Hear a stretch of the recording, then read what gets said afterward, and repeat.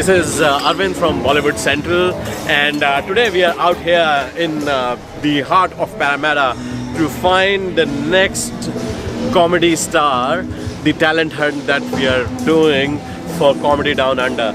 So let's meet our first participant, Ravish Patel. Hey Arvind. Hey Ravish, how are you? Not too bad, thank you. How do you like it out here in Parramatta today? Well, the sun has come up, so the day is looking much brighter now. Fantastic. And of course, when it is a sunny day, what sort of jokes comes to your mind? It is more dark or it's more... Well, I'm all up for dark humor, so I think I like everything about being upsetting the audience a little bit, but not too far, and then just making them really laugh on so they're upset but they're also laughing, which is actually gives me great joy. Of course, as a stand-up comedian. So tell me, why stand-up comedy? What made you choose stand-up comedy? Well, people have been telling me, Ravish, you're not funny, and I want to prove them wrong. And that's why I want to do stand-up comedy onto the stage. Well, the thing is, comedy is a way of life for all human beings, and it has been there since ages. Kings had jesters in their courts just to amuse them, and now we have YouTube and social media to amuse ourselves. And I think it's a great place to start. Sydney is have a lot of humor and comedy which is coming up. It's a great time to be in that space if you want to voice your opinions and use this as an art form to essentially make yourself heard. So did you have any stand-up moment, right, where you thought, oh shit, why am I here, what am I doing? Oh man, I think that moment needs to be in my professional life. So by profession, I do some sort of consultancy work that I'm not going to talk about, but there has been one of many moments where you're sitting in a meeting room, there's really serious conversation happening, and you look and gaze in the eyes of all the people, and you can see it into their souls, and you can see everyone is thinking, why the hell am I here and not outside? And I think I'm lucky enough to comprehend that, I can step out inside and I can do something different, and which is why I'm here. Oh, great. So tell me, when did you actually started stand-up comedy? So I started in 2015 when I started with my improv theatre group.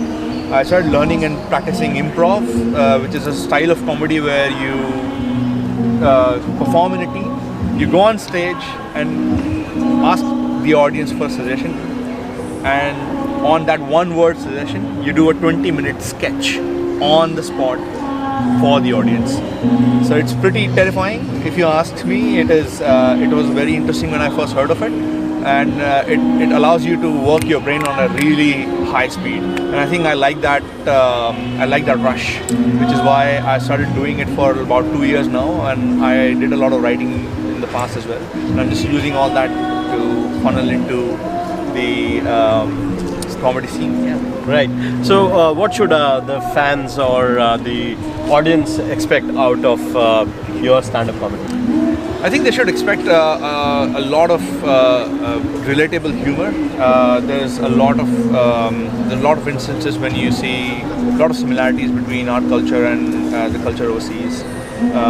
Some anecdotal humor about life in general, and then hopefully trying to steer into the human condition is something that I'm very fascinated with, and I would like to bring that about in my shows to come. I think comedy integrally is a way of life for everyone. You joke with your parents, you joke with your family, you want to have fun, and I think that it's that thread of art that brings that component of life to the stage and puts it front and center, puts the light on it. It's a great way to talk about yourself, your ideas, and pretty much everything that you want to voice. So it gives you, I think it gives you a great voice as well. And you can, I've seen comedians like my favorites like George Carlin really changing the world with their voice, and I think that's a great thing to aim for. But if you can make just an audience laugh in the process, I mean, that's great for me as well. What do you say about the style? Vulgar is the good style, or out in the face is a good one, or? So I think ever since I've started to understand this space, I understand that this is an art form, and it cannot be a good or a bad art form. An art is an art form. It can have different audiences. You can have a good audience reaction or a bad audience reaction.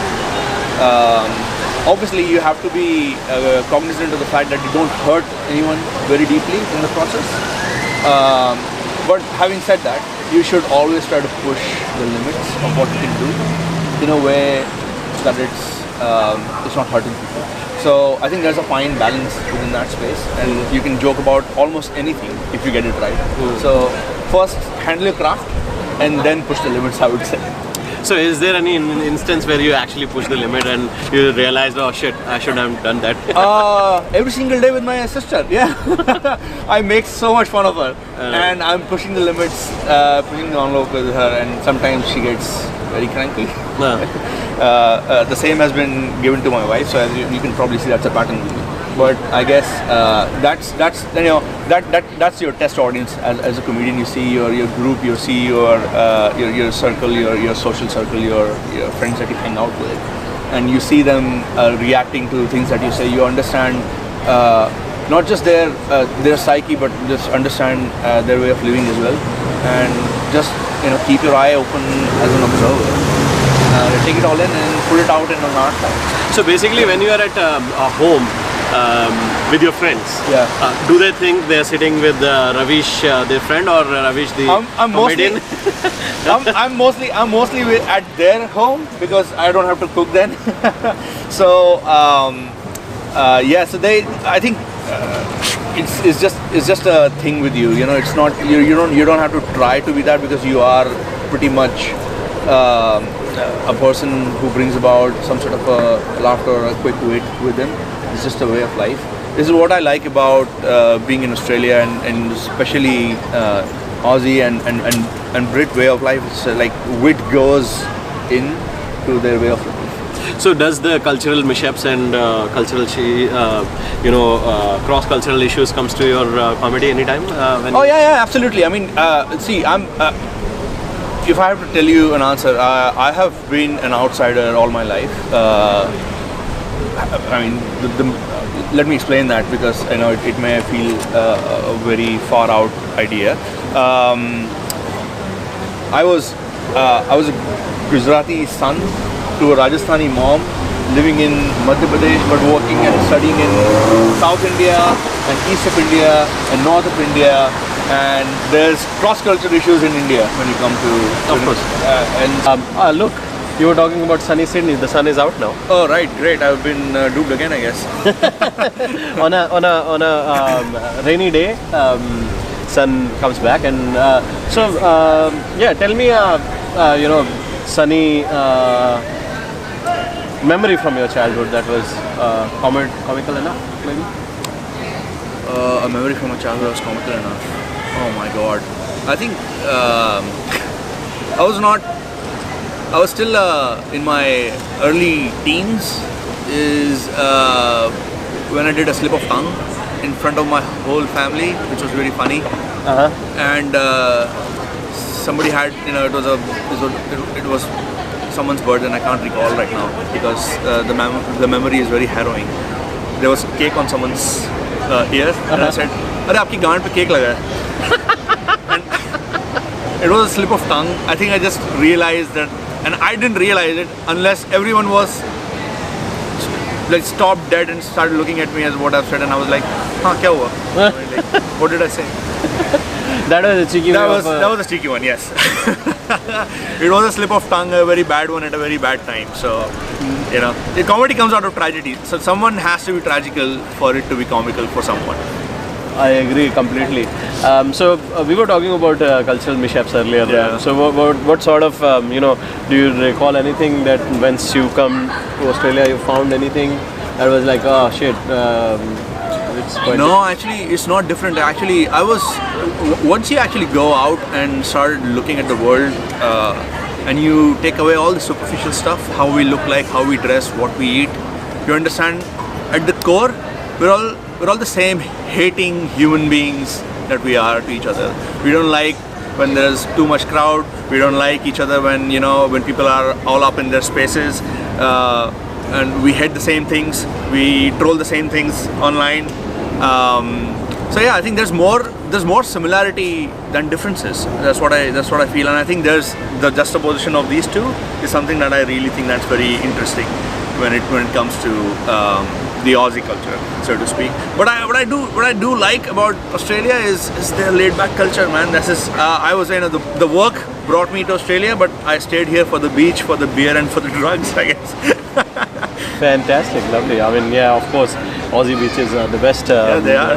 You know, especially for people who have actually lived in no beach city.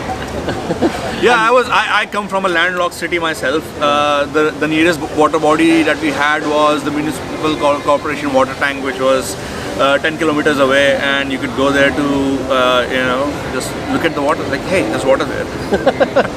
Yeah, well, of course, and you know, in the landlocked cities, especially in India, the weather is not you know, Yeah. pretty friendly as what it is over here in Sydney.